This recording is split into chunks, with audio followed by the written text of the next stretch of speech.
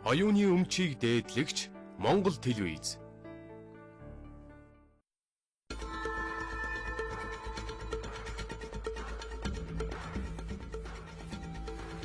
Монгол телевизийн мэдээллийн хөтөлбөр төлбөртэй мэдээ болон хаалтын гэрээ хийдгүү болохыг албан ёсоор мэдгэхэд таатай байна. Арамын төргийн үзэгчтэй оргил цаг мэдээллийн хөтөлбөр эхэлж байна. Өнөөдрийн хөтөлбөрөөр эх оноос эхлэн хүүхдийн мөнгийг ядгууртаагаар олгоно.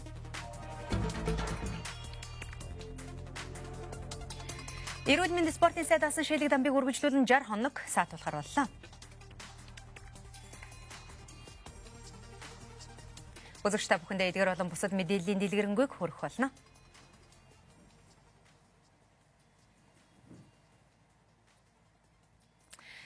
Мэдээ эхэлж байна. Манай улс 2012 оны 10 дугаар сараас эхлэн тгээс 18 насны хүүхдүүдэд хүүхдийн мөнгө олгож эхэлсэн. 4 жилийн хугацаанд олгож байгаа хүүхдийн мөнгийг эх оноос эхлэн ядгууртаагаар өгөх гэж байна. Энэ нь Монгол улсын эдийн засаг хямарч төсвийн алдагдaltaй байгаатай холбоотой юм байна. Засгийн газрын 70 дугаар тогтоолын дагуу тгээс 18 насны иргэдтэй хүний хөгжил сангаас сар бүр 20 мянган төгрөг олгож эхэлсэн. Ингэхдээ жилд 900 мянга орчим хүүхдэд эрх мөнгийг өгдөг байжээ. Харин энэ жилийн тухайд 1 сая 25 мянган хүүхдэд нийтдээ 246 тэрбум төгрөг олгож байгаа юм байна. Тэгвэл эх оны 1 дугаар сараас эхлэн хүүхдийн 20 мянган төгрөг ялгууртаагаар өгч эхлэхийг сангийн яамнаас өргөцсөн байна. Өрхийн мэдээллийн нэгдсэн санд бүртгүүлсэн нийт айлгууруудын тгээс 18 насны хүүхдүүд 1-ээс 18 дугаар бүлэгт хамаарч байвал хүүхдийн мөнгө авах юм а. Үүнд 1-ээс 2 дугаар бүлэг нь хамгийн бага хэрэглээ. 1-ээс 6 дугаар бүлэгт нь бага хэрэглээтэй, 7-оос 15 дугаар бүлэгт нь дундаж орлоготой өрх, 15-аас 17 дугаар бүлэгт нь дунджаас дээгүүр орлоготой өрх хамаарах юм а. Хэрвээ та аль бүлэгт нь хамаарч байгаагаа мэдэхгүй бол харьяа дүүргийнхээ нийгмийн ажилтнанд хандах ёстой гэлээ. Хүүхдийн мөнгийг бол засгийн хүмүүжил газар хүмүүжиж байгаа хүүхдүүд, гадаад улсад амьдарч байгаа хүүхдүүд энэ төр бол бүгд авах хэрэгтэй. Энэ бүлгээс үл Тэгээ гол нь бол 1-ээс 17 дугаар бүлэгтэй л хамаарч байвал шүү дээ. Дээрх бүлэгт хамаарч байгаа хүүхдүүд нийт хүүхдүүдийн 83% эзэлж байгаа юм байна. Тэгэхээр нэг их хасал хийсэн гэж ойлгож болохгүй гэлээ. Уг нь Монгол улсын үндсэн хуулинд хүйс, яс сүндэс, шашин шүтлэг, нийгмийн гарал үүслэр нь үл ялгуурлаа гэж заасан байдаг. Гэтэл Монгол улсын эдийн засаг хямарч төсвийн алдагдлалд орсон нэрээр эрхэм төрийн түвшээд ирээдүйн хойжийнхаа мөнгө рүү гардуулж танаж эхэллээ. Авилгын хэрэгээр саатуулгадаад байгаа эрүүл мэндийн спортын сайд асан шилэг дамбыг үргэлжлүүлэн 60 хоног хорихоор шийдвэр гаргалаа. Түүнийг авилгалтай тэмцэх газраас эрүүгийн хуулийн тусгай ангийн 268-д зааснаар эрүүгийн хэрэг үүсгэн шалгаж байгаа юм. Авилгатай тэмцэх газраас шилэг дамбыг яллагдагчаар татаж, түүний хоригдож байгаа хугацааг дахин 2 сараар сунгах хүсэлтэд прокурорын байгууллагад хүргүүлээд байсан юм а. Энэ дагуу прокуророос хүсэлтийг нь Баянзүрх, Сүхбаатар, Чингэлтэй дүүргийн эрүүгийн хэргийн анхан шатны шүүхэд хүргүүлсэн. За өнөөдөр шүүх бүрэлдэхүүн түүнийг яллагдагчаар татан хорих хугацааг нь сунгалаа. Төв аймгийн урдчилсан хорих төвд саатуулагдж байгаа шилэг дамбын биеийн байдал муу байгаа. Тиймээс түүнийг батлан даалтанд гаргах хүсэлтэд өмгөөлөгчийн зүгээс шүүхэд өгöd байсан юм а. Гэвч шүүх хүсэлтийг нь хүлээн авалгүй дээрх шийдвэрийг гаргасан юм. Энэ явдалтай зэрэгцүүлэн өнөөдөр Монгол Ардын хувьсгалт намаас нэгэн шийдвэрийг гаргалаа. Тодорхойлбол шилэг дамбыг намын ерөнхий нарийн бичгийн даргын суудлаас нь огцруулж, оронд нь боловсрол соёл шинжилгээ ухааны эдийн сайдаар ажиллаж байсан тулгыг томилжээ. Үүний шалтгаан нь нэг талаар нам гинсээхгүй явдвал ажил салгарт нь, за нөгөө талаас авилга авч байгаад газар дээрээ баригдсан гэх асуудал нь намын нэр хүндэд хашлна гэж үзжээ. Зам тээврийн яамны төрийн нарийн бичгийн дарга асан Монголын төмөр зам компани төлөөлөл удирдах зөвлөлийн дарга Батцаяаг дахин хорих шийдвэрийг шүүх гаргасан байна. Прокурорын байгууллагаас түүнийг батлан даалтанд гаргасан шүүхэн шийдвэрийг эсэргүүцэн давж заалдаад байсан юм. За тэгвэл өчигдөр энэ хэргийг дахин хилцэж шүүхээс түүнийг хорих шийдвэр гаргасан байна. Батцаяаг бусдаа бүлэглэн их хэмжээний мөнгө угаасан байж болзошгүй гэх хэрэгээр эрүүгийн цагдаагийн газрын эдийн засгийн гэмт хэрэгтээ тэмцэх хэлцээс өнгөрсөн 10 дугаар сарын 30-нд баривчлан хорьсон юм. За харин өнгөрсөн 7 хоногийн баасан гарагт түүнийг үргэлжлүүлэн хорих эсхийг шүүхэр хилцээд батлан даалтанд гаргасан юм а. Түүнтэй хамт зайсан дах хорих ангид хоригдож байсан Өмнөд Солонгосын Samsung City компани захирал Ли Жэнголыг мөн батлан даалтанд гаргасан юм.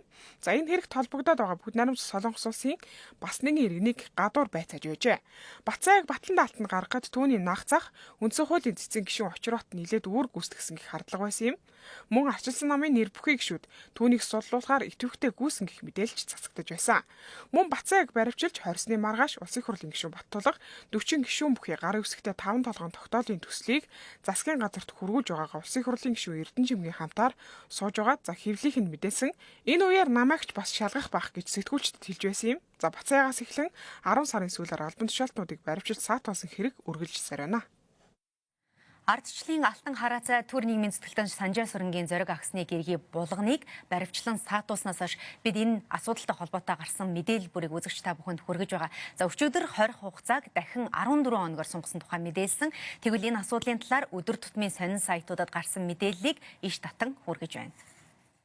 Олон улсын парламент хоорондын холбооны хүний эрхийн хорооны ажилтан Кеннер Нэлэн гэх эмэгтэй манай улсад энэ оны 9-р сарын 16-наас 19-ний хооронд ажиллаж, зоригийн аллагтай холбоотойгоор улс төрийн нам хүний эрхийн байгууллага шүүх цагдаа гэд олон байгууллагын төлөөлөлтөд уулзаж буцжээ. Түүний эрх болсон шалтгаан улсын хурлын дэд дарга олон улсын парламент хоорондын холбооны хүний эрхийн хороонд өнгөрсөн 7-р сарын 3-ны өдөр илгээсэн зоригийн хэрэгтэй хүний эрх талаас нь дүгнэлт гаргаж өгөөч гэсэн хүсэлттэй холбоотой гэж байна. Ингээд тус байгууллага хүний эрхийн хорооно зоригийн аллагтай холбоотой дүгнэлт гаргасан байна. Гэвч Монголд ирж ажилласан тус хороо аллагын мөрдлөгийн талаарх сүүлийн жилүүдэд болсон процесс ирээдүйд хийгдэх мөрдлөг зэргийн талаар мэдээлэл авч чадаагүй гэжээ.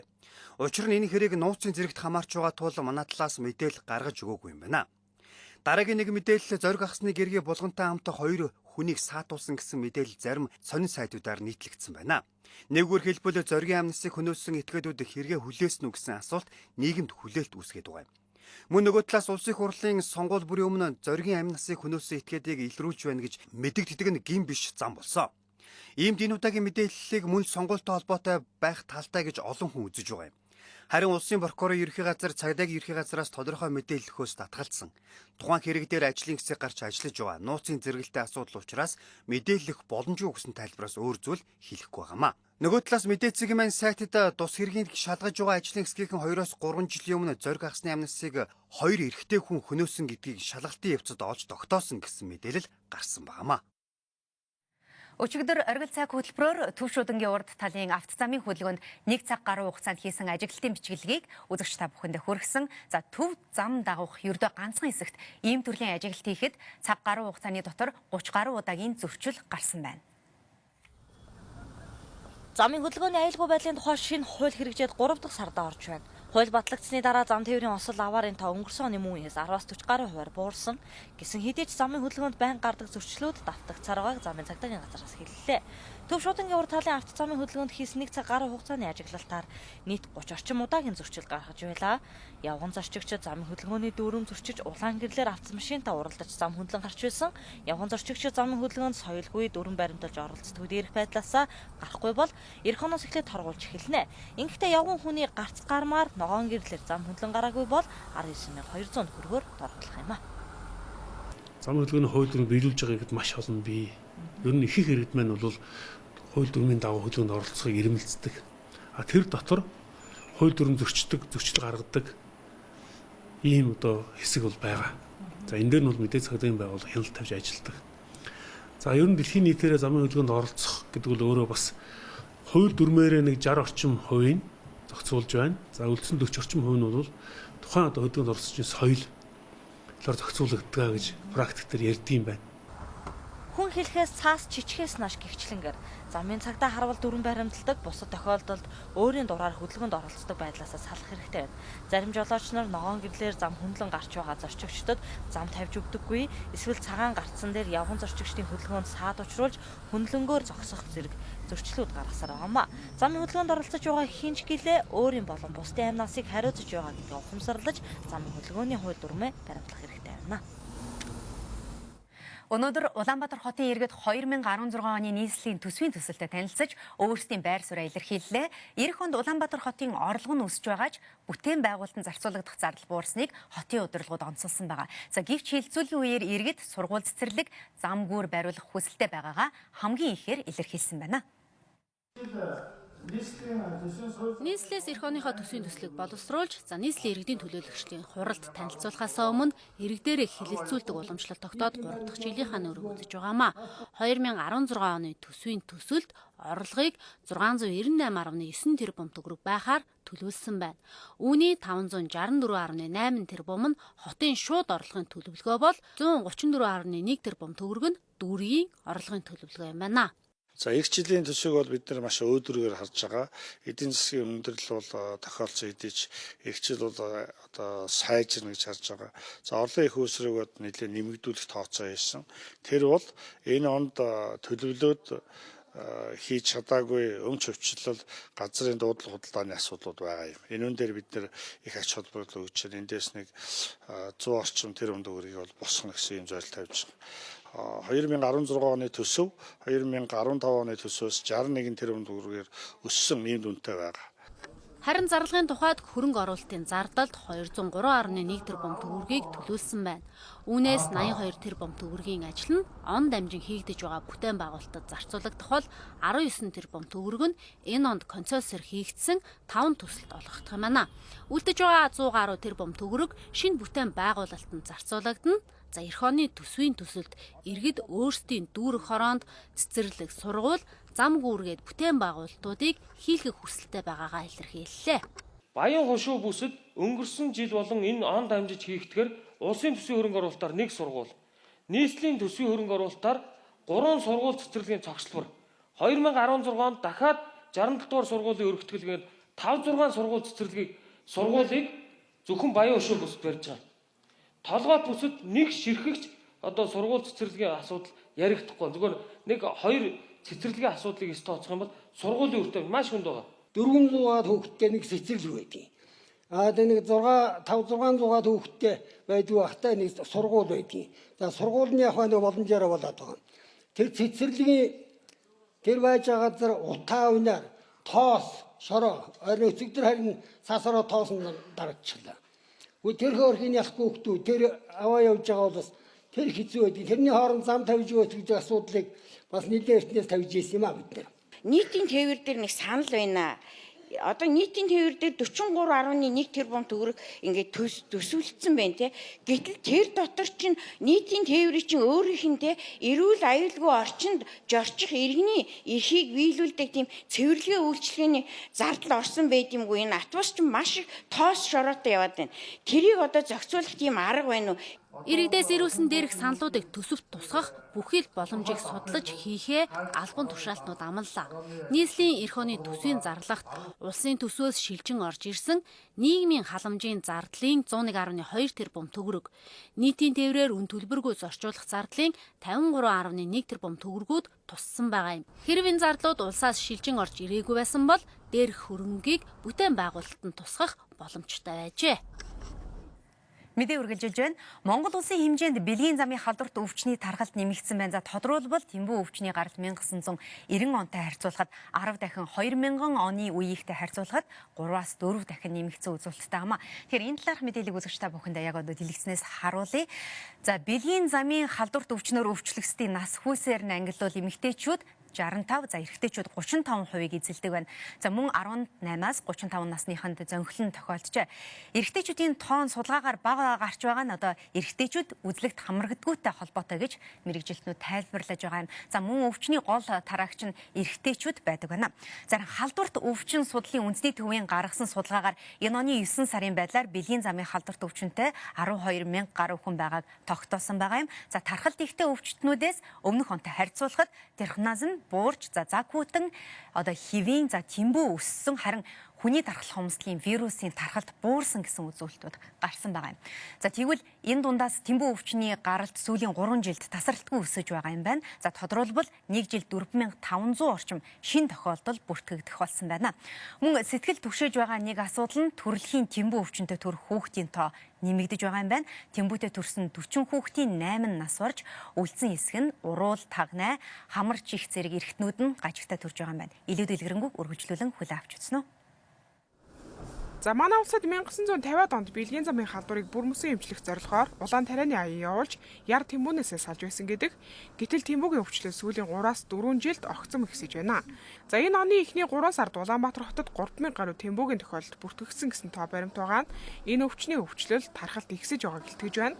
За Тэмбүү өвчин нь бүрэн эмчлэхгүй бол тарих зүрхийг гэмтэх, ургийн гажиг үүсгэх, дутуу төрөх, хараагүй болох гэх мэт алсын сөрөг үр дагавруудыг үүсгэдэг байна. Бэлгийн одоо бүртгэж байгаа 4500 тохиолдлыг ихт одоо бид нэр бүгдийг онцлоод эмчлээд ямар тэр одоо 4500 хүнд ямар ч Тэмбүүгийн ням байхгүй болтол ингээд дэмжиж байгаа шүү дээ. Тэгтэл дараа жил дахиад мөн тийм хэмжээний шин тэмбүү гаргаж. Тэгэхээр зэрэг бидний одоо бүртгэхэд арга хэмжээ аваад дэмжлээд байгаа тэмбүүгийн цаа эмнэлэгт хандаж ирдгүү эмнэлгийнхэн хөөцөлдөд очиж олж барьж авч дэмжиж чадахгүй байгаа тийм бас хэсэг тэмбүүгтэй хүмүүс үлдэж байгаа. Тэр хүмүүс дараагийн жилийн тэр 4500 тэмбүүгийн өвчний их уурхай болоод үлдчихээд халдвар тараагаад байна. Өвчний тархалт нэмэгдэж байгаа шалтгаан нь гол тараагчид болох эрэгтэйчүүд хүслэг шинжилгээнд хамрагддаггүй, замбраагүй бэлгийн амьдралтай, охид эмэгтэйчүүд жирэмсний хяналтанд оролдоггүйгээр төрөх зэрэгтэй холбоотой юм байна. Ялангуяа оюутан охтууд эмэгтэйчүүдийн дунд иймэрхүү байдал их гарч байна. Энэ Улаанбаатар хот ч юм уу Харийг гадар сурч байхдаа жирэмсэлждэг. Нөгөөхөө нуугаад эмнэлэгт очдгоо эцгэрхтэй шилдгээр орондоо шилдэггүй. Явж байгаа тэгээд чөлөөгөө би жирэмсэн болоод чөлөө аваад ирсэн гэл гэртээ очингуудаа бараг удлаггүй төрчдөг. Тэр хооронд эмнэлэгт үзүүлдэггүй.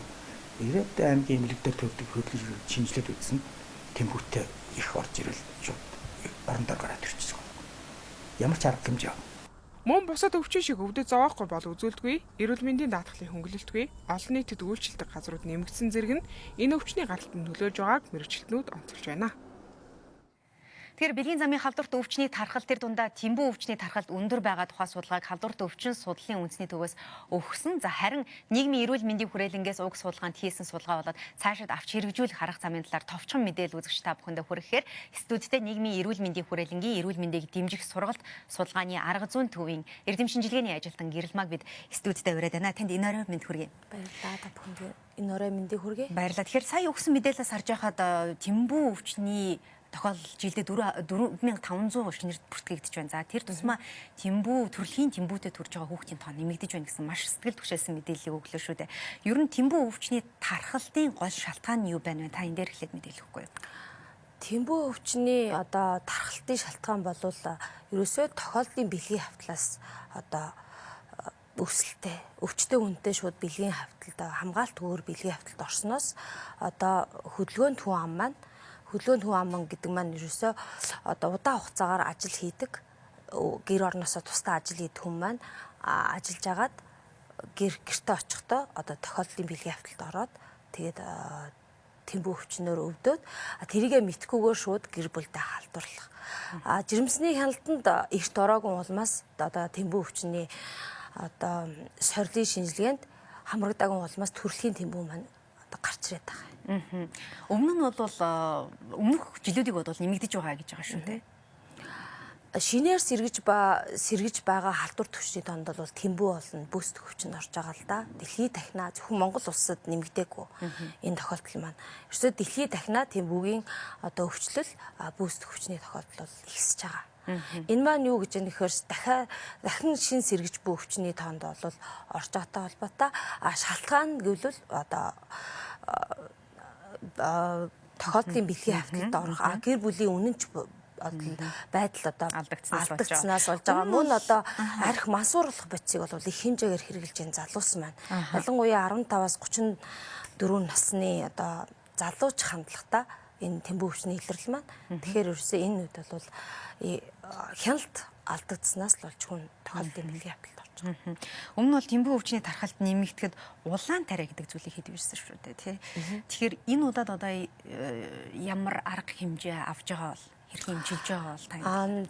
Ер нь бол бэлгийн замаар дамжих халдварын шинжилгээнд тухайн хүн маань одоо сайн дураараа орсон тохиолдолд бол үн төлбөргүй одоо эмчилгээнд бол зориулагдж байгаа. Одоо тухайн одоо хавтагчийг илрүүлээд хавтагч одоо жишээлбэл хин нэгэн хүн очиод өөрөө сайн дураараа өгөөд дараагийн хавтагчийг одоо тодруулна шүү дээ. Тэгэхэд тэр хүн маань очихгүйгээр явах юм бол одоо үн төлбөртөөр эмчилж байгаа.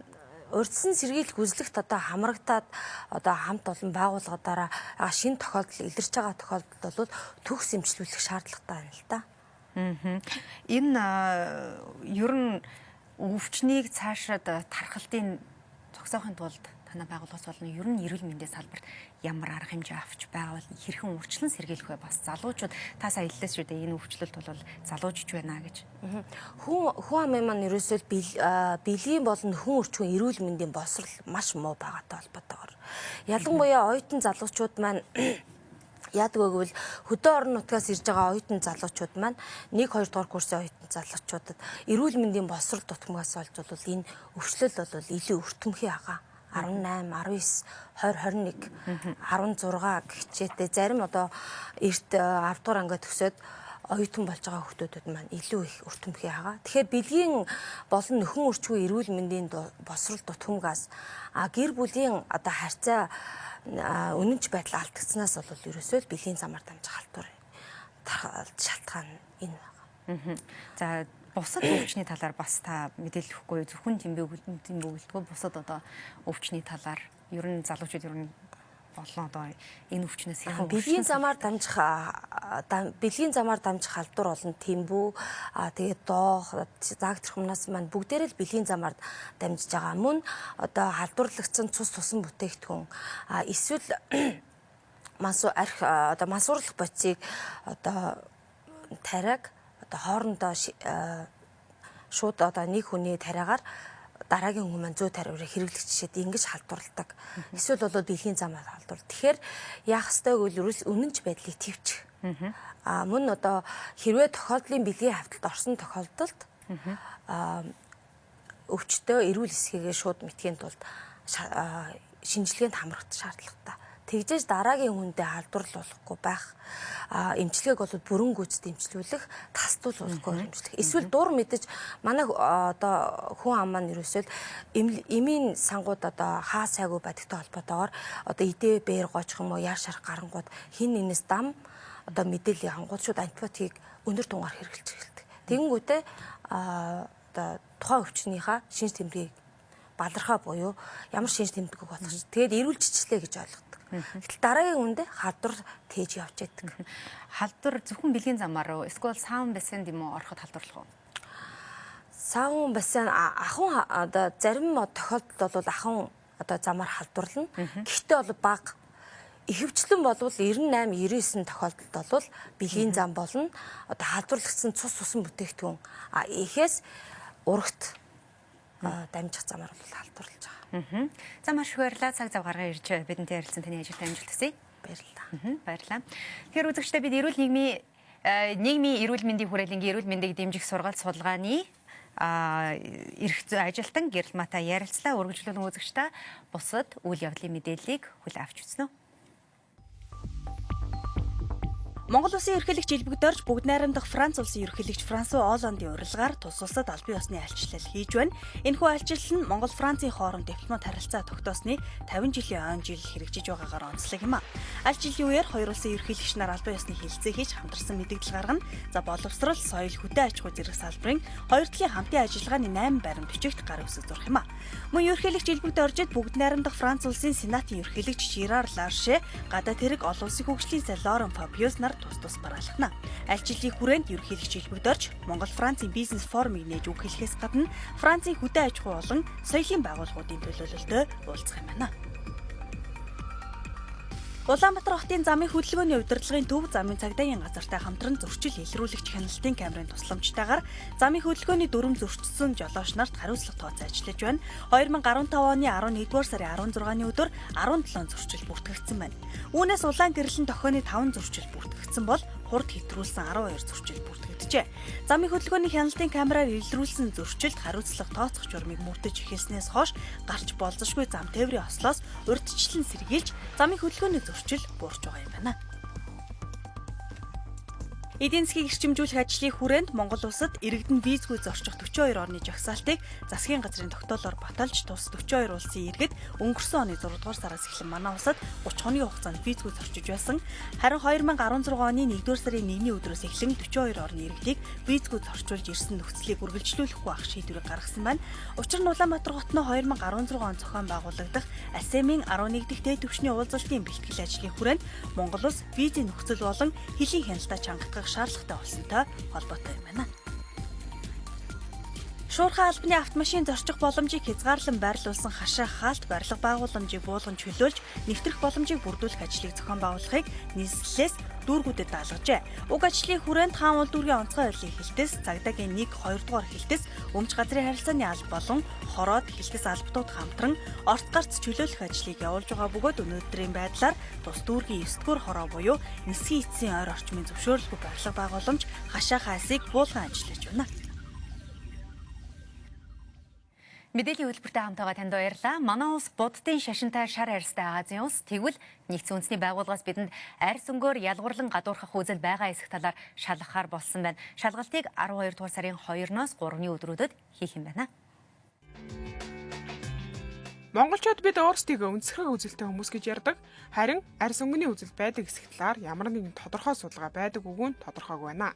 Тэгвэл нүүбийн арьс өнгөөр ялгуурлан гадуурхахыг бууруулах комисс 11-р сарын 23-наас 12-р сарын 11-ний хооронд хуралдаж Ватикан, Литва, Египт, Словен, Монгол, Турк улсуудад арьс өнгөөр ялгуурлан гадуурхах үзэл байгаа эсхийг авч үзэхээр болсон байна. Уулзалтанд арьс өнгөөр ялгуурлан гадуурхах бүх хэлбэрийг бууруулах олон улсын конвенцэд нэгдсэн 177 орны төлөөлөл оролцох юм. За дээрх улсууд тогтмол тайлангаад нүүбийн тус комисс руу илгээх үүрэгтэй байдаг байна. За комисс нь олон улсын хараат бус 18 экспертээс бүрддэг байна. Мөн төрийн бус байгууллагууд үндэсний хүний эрхийн байгууллагаас мэдээлэл авдаг. Энэ талаарх олон нийтэд нээлттэй хурал Женев хотод болж онлайнаар шууд цацагдана. Харин шалгалтын үр дүн 12 дугаар сарын 11-ний баасан гарагт олон нийтэд нээлттэй барилуулж Женев хотноо хэвлэлийн хурал хийхээ мэдэгджээ. Бүх хэлбэрийн арьс өнгөөр ялгуурлан гадуурхалтыг бууруулах олон улсын конвенцийг нүүбийн ерөнхий ансамбл анх 1965 оны 12 дугаар сарын 21-нд баталсан байдаг. Тэгвэл тус конвенцийн 50 жилийн ой болж байна. Хөтөлбөр хөдөө орон нутгийн мэдээгээр үргэлжилж байна.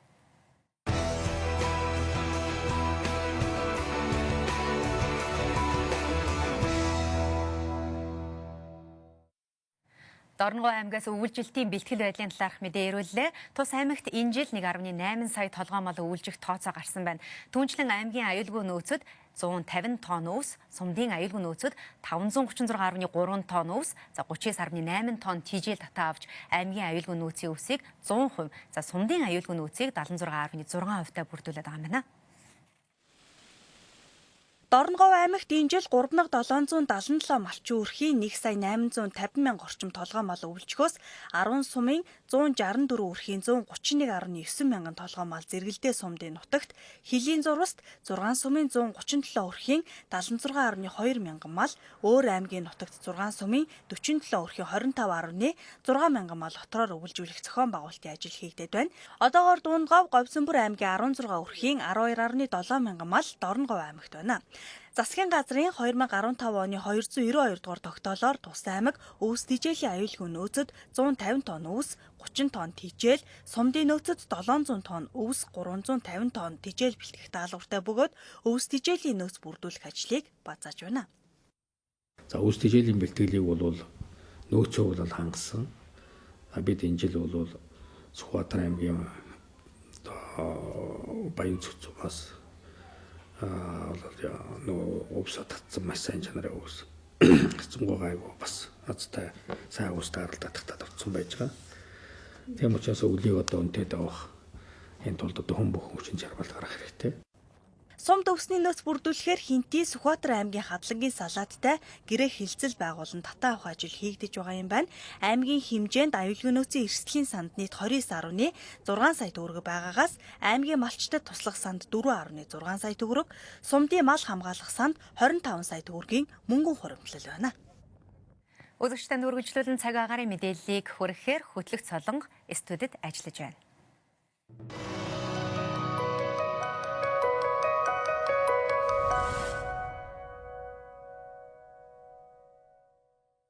Орой минь түргэн үзэгчтэй, одоо үзэгч та бүхэнд маргаашийн нийт нутгийн цаг агаарын дэлгэрэнгүй мэдээлэл хүргэе. Орой хоногудад ихэнх нутгаар цас орж хүүтэрхийг цаг ур орчны шинжилгээний газраас анхааруулж байна. Нийслэл Улаанбаатар хотын хувьд маргааш өдөртөө бага зэргийн цас орох төлөвтэй 14 хэмхүүтэн, шөнөдөө 20 хэмхүүтэн хонон, салхи зүүн өмнөөс чиглэлтэй секундэд 6-аас 11 м ахны. Мөн өнөө шөнөдөө Яармаг сонгоны орчмоор 27 хэм хүртэл хүүтэрч хонохыг цаг ур орчны шинжилгээний газраас анхааруулж байна. Одоо үргэлжлүүлэн нийслэл Улаанбаатар хотын урьдчилсан 3 хоногийн цаг агаарын мэдээлэл хүргэе.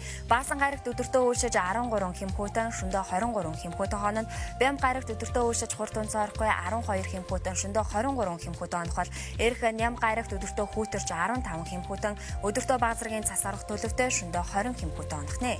Баруун бүсэнтгийн зарим газараар маргааш өдөртөө цас орно, Өлгий хотод өдөртөө үйлшиж 10 хэмхүүтэн, шөнөдөө 22 хэмхүүтэн хоног, Улаангом Ховд хотуудад өнгөрсөн өдрүүдэд харьцуулахад агаарын буурч 8-аас 11 хэмхүүтэн, шөнөдөө 17 хэмхүүтэн хоног, Алтай хотод өдөртөө хүүтэрч 11 хэмхүүтэн, шөнөдөө 23 хэмхүүтэн хоног, Улаастай хотод өдөртөө үйлшиж хурдан цоорохгүй 10 хэмхүүтэн, шөнөдөө 21 хэмхүүтэн хоног, Баян-Хонгор хотод өдөртөө үйлшиж 9 хэмхүүтэн, шөнөдөө хүүтэрч 23 хэмхүүтэн хоног нэ. Төмсөн нутгийн ихэнх газраар маргааш өдөртөө цас орох төлөвтэй, Мөрөн хотод өдөртөө үйлшиж 14 хэмхүүтэн, шөнөдөө 23 хэмхүүтэн хоног бол цэцэрлэг Болгон хотуудад өнгөрсөн өдрүүдэд харьцуулахад агаарын буурч 11-аас 12 хэмхүүтэн, шөнөдөө 20-аас 21 хэмхүүтэн хоног, Арвахир хотод өдөртөө үйлшиж 9 хэмхүүтэн, шөнөдөө 20 хэмхүүтэн хоног, Сүхбаатар хотод агаарын буурч өдөртөө хүүтэрч 16 хэмхүүтэн, шөнөдөө модал харьцангуй хүүтэн 26 хэмхүүтэн хоног бол Чойр хотод маргааш өдөртөө цас орж 9 хэмхүүтэн, шөнөдөө 20 хэмхүүтэн хоног нэ. Зуумад хотод өдөртөө үйлшиж 14 хэмхүүтэн, шөнөдөө 21 хэмхүүтэн хоног, Эрдэнэт Дархан хотуудад өнгөрсөн өдрүүдэд нэлээдгүй хүүтэн цастай байсан бол маргааш өдөртөө үйлшиж хурдан цоорохгүй 13-аас 14 хэмхүүтэн, шөнөдөө модал харьцангуй хүүтэн 22-оос 23 хэмхүүтэн хоног, Говь талын бүс нутгуудаар маргааш өдөртөө модал цас орж, Далан Задгад хотод өдөртөө үйлшиж 2 хэмхүүтэн, шөнөдөө 13 хэмхүүтэн хоног, Цааншанд Мандалгов хотуудад маргааш өдөртөө цас орж 7-оос 10 хэмхүүтэн, шөнөдөө 17 хэмхүүтэн хоног бол зүүн зүгийн нутгийн зарим газраар модал маргааш өдөртөө цас орж, Чингис хотод өдөртөө цастай 10 хэмхүүтэн, шөнөдөө 22 хэмхүүтэн хоног, Баруун Урд хотод өдөртөө цас орж 11 хэмхүүтэн, шөнөдөө 22 хэмхүүтэн хоног бол Чойболсон хотод өдөртөө хурдан цоорохгүй үйлшиж 10 хэмхүүтэн, шөнөдөө 22 хэмхүүтэн хоног нэ. Жолоочтой өвлийн уйлралд автомашина халаахтаа 30 секунд зарцуулахад хангалттай байдгийн байна. Энэ талаар бэлтгэсэн дэлгэрэнгүй мэдээллийг одоо үзэгч та бүхэнд хүргье.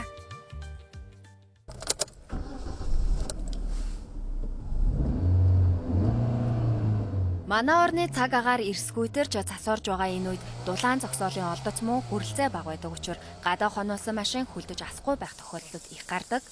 1980 оноос өмнө үйлдвэрлэгдсэн автомашинууд нь карбюратор хөдөлгүүртэй байсан бөгөөд өвлийн уйлралд ийм хөдөлгүүртэй автомашиныг хэвийн ажиллуулахын тулд хэсэг хугацаанд халаах шаардлагатай байсан байна. Тэгвэл карбюратор хөдөлгүүртэй хамгийн сүүлийн Subaru маркийн автомашин 1990 онд Америкийн нэгдсэн улсад худалдаалагдсан байна. Одоогийн хит хөрсөн хөдөлгүүртэй автомашиныг асаах гэж нармаалцсанаар шатхууныг хэвийн хэмжээнээс илүү зарцуулж мөн агаарт 4-5 дахин их хортуутааг ялгаруулад байна. Иймд Америкийн нэгдсэн улсын байгаль орчны хамгааллын агентлаг болон эрчим хүчний яамны өгч байгаа зөвлөгөөгөөр ихэнх автомашин үйлдвэрлэгчид автомашиныг өвлийн улиралд ойролцоогоор 30 секунд халаахад хангалттай бөгөөд аажмаар хөдөлж эхлэхийг зөвлөдөг. Мөн автомашин хөдөлгөөнд оролцож байх үедээ илүү хурдан халдаг болохыг мэдээлсэн. Тиймээс та хөдөлгүүрээ халааж байгаа биш харин ч дэмий шатхуунаа үрж байгаагийн зэрэгцээ мөнгөө хоосон зүйлд үрж байгаа гэсэн үг юм байна. Мөн Канада улсын байгалийн баялаг эрчим хүчний яамнаас 18 хэмээн хүйтэн байсан 3 автомашиныг харилцан адилгүй хугацаанд хөдөлгүүрийг халааж, ижил замыг туулуулж туршилт хийсэн бөгөөд үр дүнд нь 5 минут халаасан автомашин 7-оос 14 хувиар, 10 минут халаасан машин 12-оос 14 хувиар их шатхуун зарцуулсан гэж мэдээлжээ. Үзэгч тань цаг агаарын мэдээллийг хүргэлээ.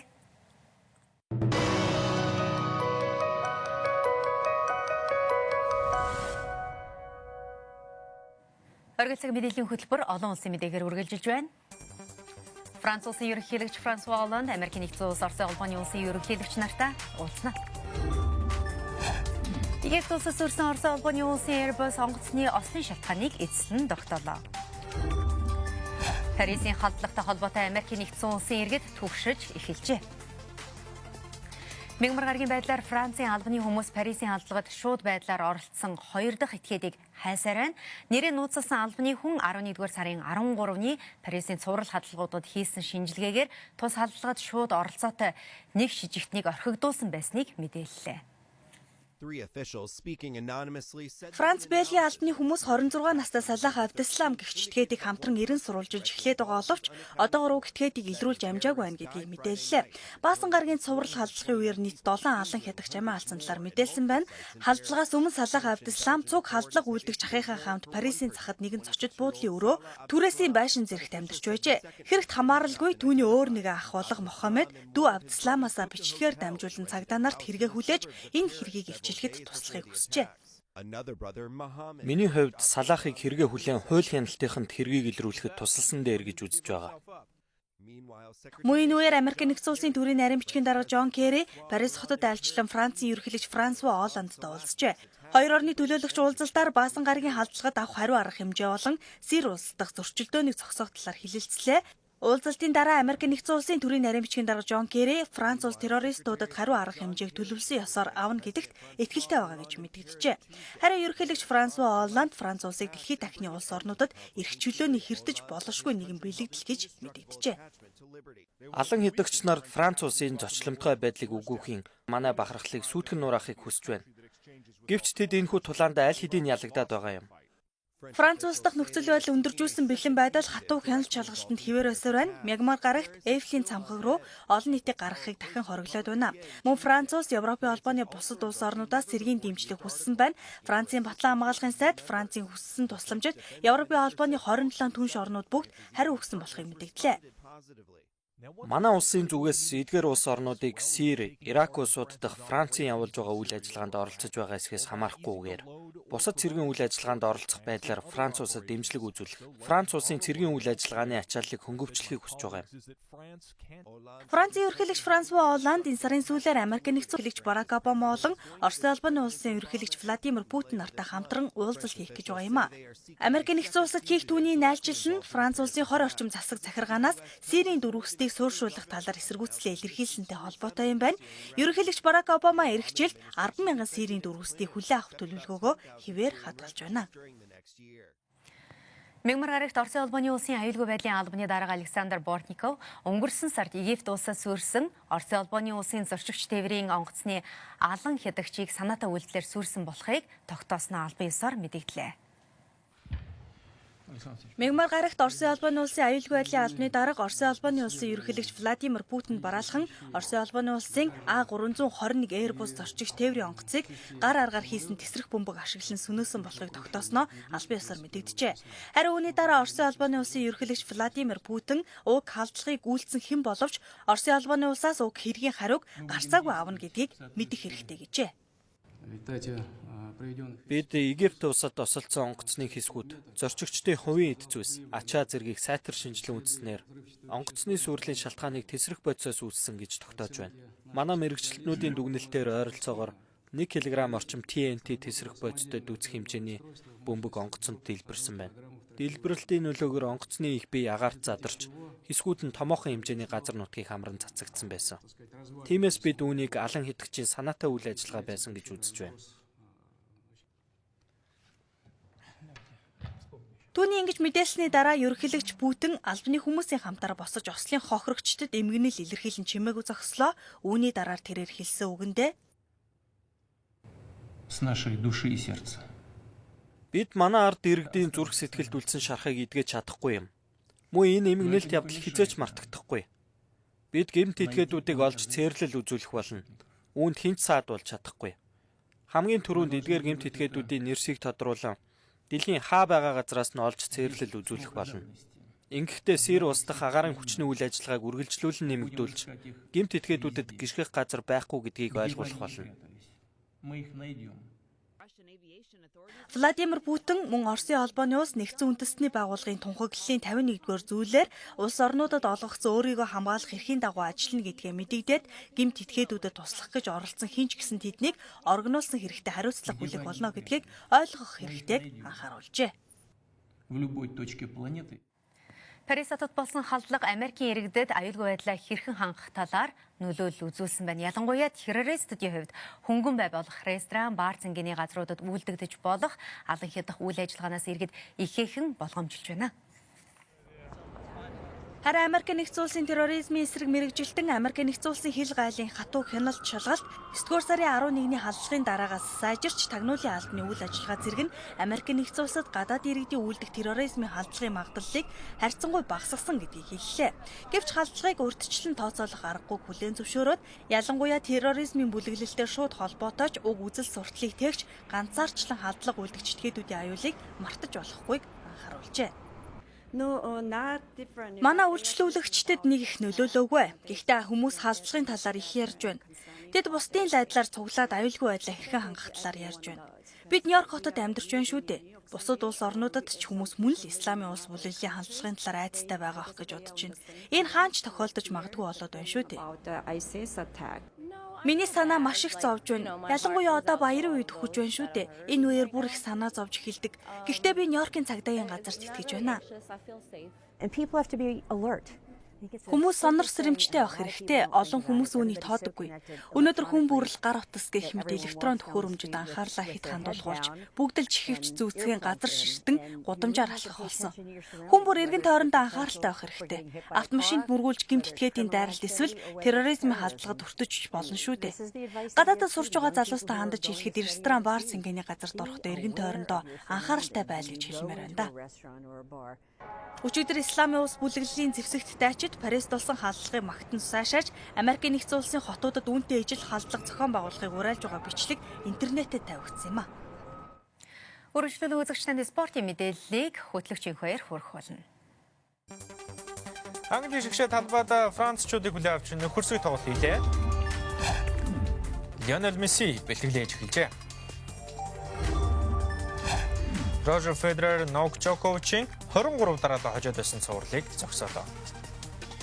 Та бүхэнд мэдээллийн дэлгэрэнгүй танилцуулъя.